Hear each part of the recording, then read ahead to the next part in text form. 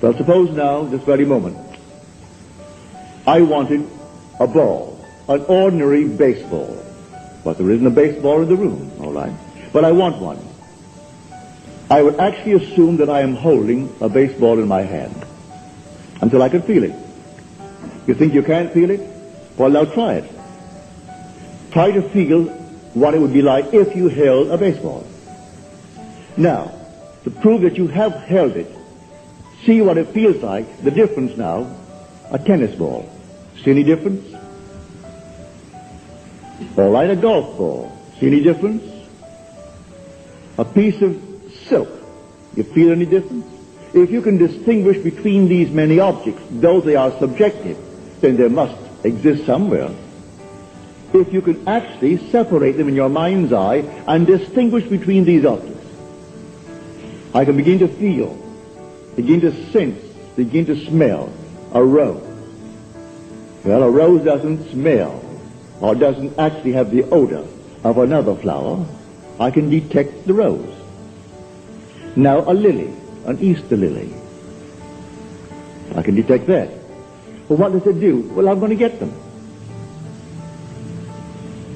Someone will think of Neville and send him a flower. And it's going to be the flower that I'm going to actually feel and touch and smell. It works that way.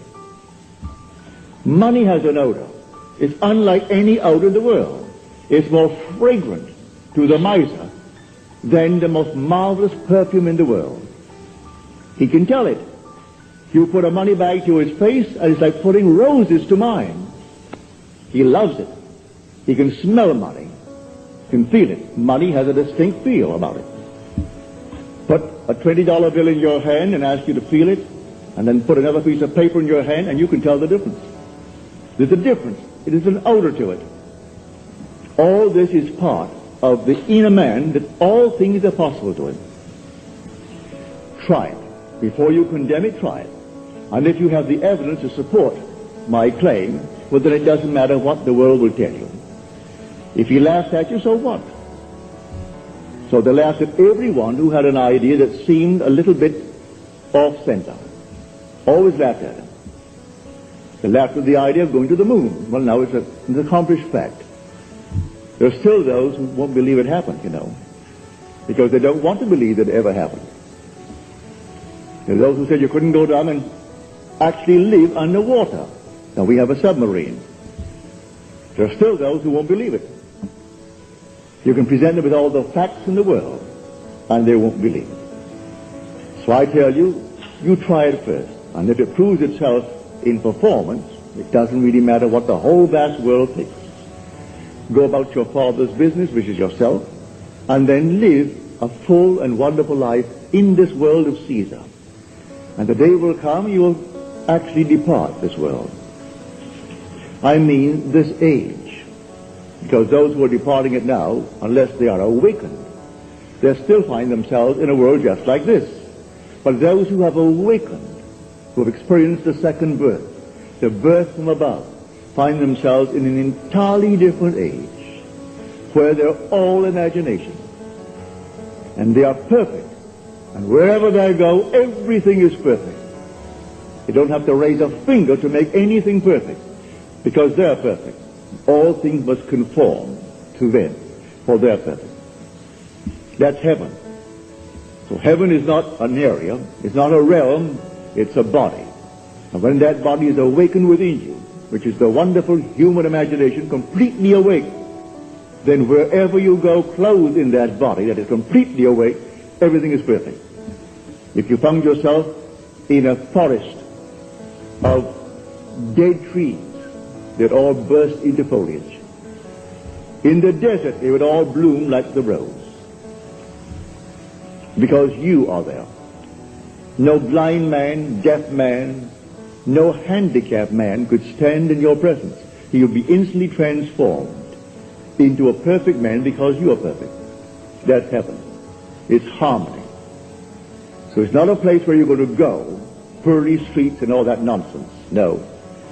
It's just simply you in a world that is perfect because you are perfect. And the day will come you will awaken that body where it's in you now. That body is in you, but it's sound asleep. And one day you will experience the resurrection. And you'll know the mystery of the resurrection. When you rise, and you rise within yourself. For the grave in which Christ is buried, which the Lord is buried, is your own skull. That's where he is buried. And in that tomb where he is buried, one day he will awake, and he will come out of that tomb.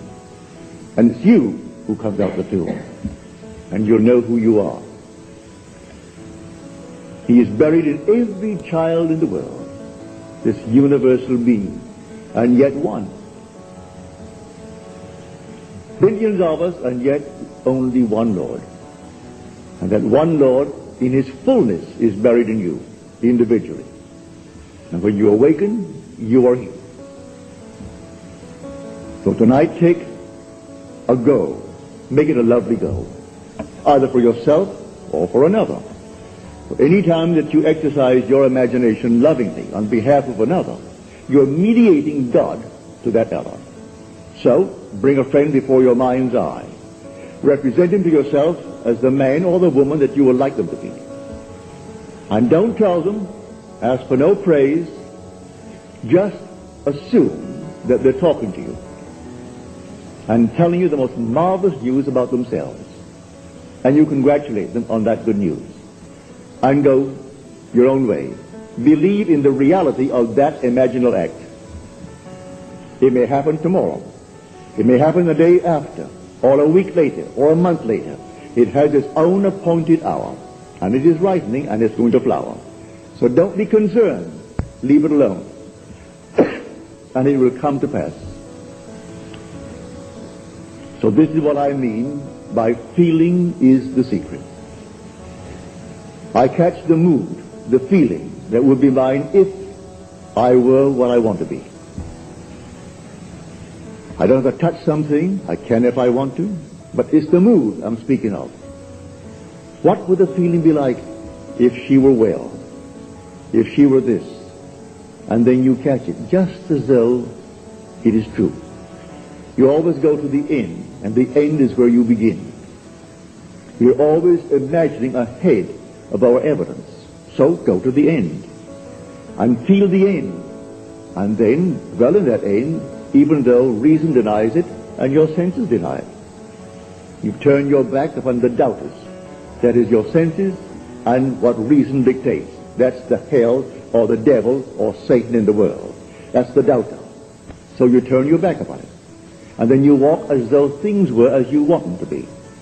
And living in that assumption, it slowly hardens into fact.